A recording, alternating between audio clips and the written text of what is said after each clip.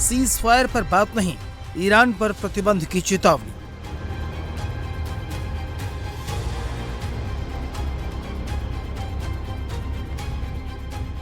Middle east में बम बारूद का ये शोर भले ही थम गया हो, लेकिन सीज फायर कब तक चलेगा इसकी गारंटी नहीं है, क्योंकि ट्रंप प्रशासन साफ साफ कह रहा है कि सीज फायर पर कोई बात नहीं हुई। इस बीच पाकिस्तान का फील्ड मार्शल आसिम मुनीर खुद ईरान जा पहुंचा है, जहां ईरान के विदेश मंत्री से उसकी मुलाकात हुई है। इस पूरे मामले में अभी तक का अपडेट यह है कि 21 अप्रैल को सीज फायर खत्म हो रहा है, इसे आगे बढ़ाने पर कोई बात नहीं हुई है। अमेरिका ने चेतावनी दे दी है कि ईरान पर कड़े आर्थिक प्रतिबंध लगाए जा सकते हैं।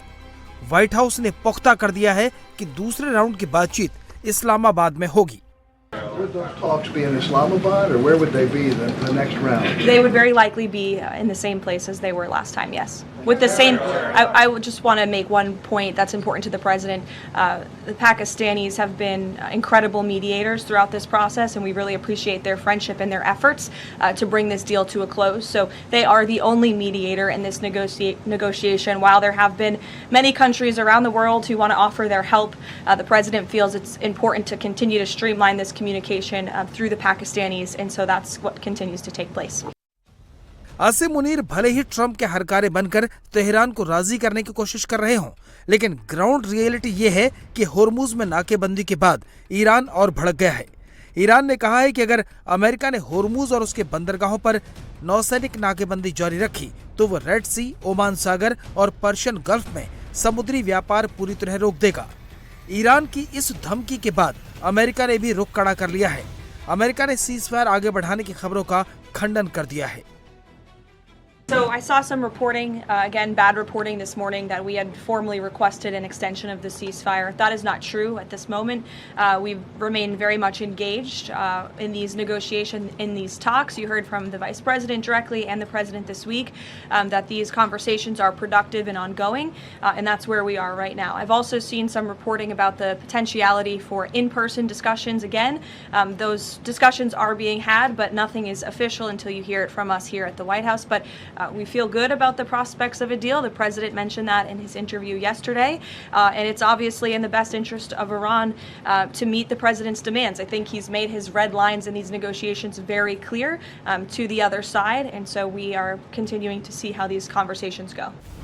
एक तरफ सीज फायर आगे न बढ़ाने की धमकी, दूसरी तरफ ईरान पर कड़े प्रतिबंध लगाने की चेतावनी। ट्रंप प्रशासन ने कहा है कि ईरान पर अब जो आर्थिक प्रतिबंध लगाए जाएंगे वो किसी बम के धमाके से भी ज्यादा नुकसान करेंगे।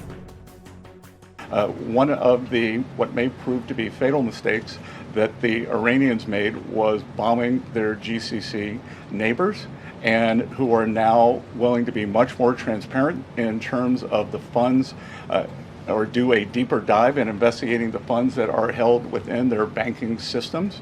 So we have pushed out to them the request that we want to freeze more funds of the leadership of the IRGC and any members of Iranian leadership. The other thing that we have done is we have told countries that if you are buying Iranian oil, that if Iranian money is sitting in your banks, we are now willing to apply secondary sanctions, which is a very stern measure, and the Iranians should know that this is going to be the financial equivalent of what we saw in the kinetic activities.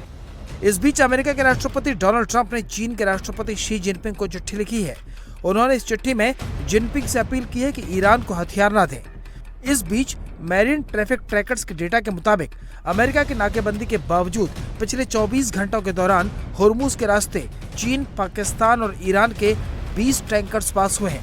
लेकिन fox news को दिए गए interview में president Trump ने कहा कि उनकी नजर में ईरान के साथ युद्ध का दी एंड हो गया है, बस फाइनल डील बाकी है। अब सबकी निगाहें राउंड 2 की बातचीत पर लगी हैं, क्योंकि मामला बहुत पेचीदा है।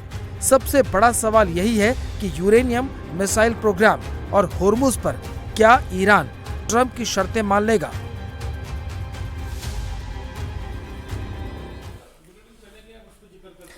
बड़ी खबर, लेबनान में हिजबुल्लाह के खिलाफ इजरायल का एक्शन लगातार जारी है। दक्षिणी लेबनान के बिंट जबल में इजरायली फोर्सेस और हिजबुल्लाह के लड़ाकों के बीच जबरदस्त लड़ाई चल रही है। इलाके में कई इजरायली हेलीकॉप्टर्स देखे गए हैं जो कि घायल सैनिकों को ले जा रहे हैं।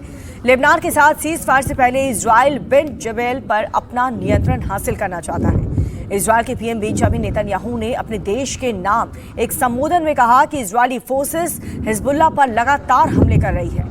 बिन जबेल को दक्षिण लेबनान में हिजबुल्लाह की कैपिटल माना जाता है और इजराइल इस पर लगातार हमले कर रहा है। नेतन्याहू ने कहा कि हिजबुल्लाह की राजधानी को इजरायली फोर्सेस ने चारों तरफ से घेर लिया है और किसी भी वक्त उसका पूरी तरह से खात्मा कर दिया जाएगा।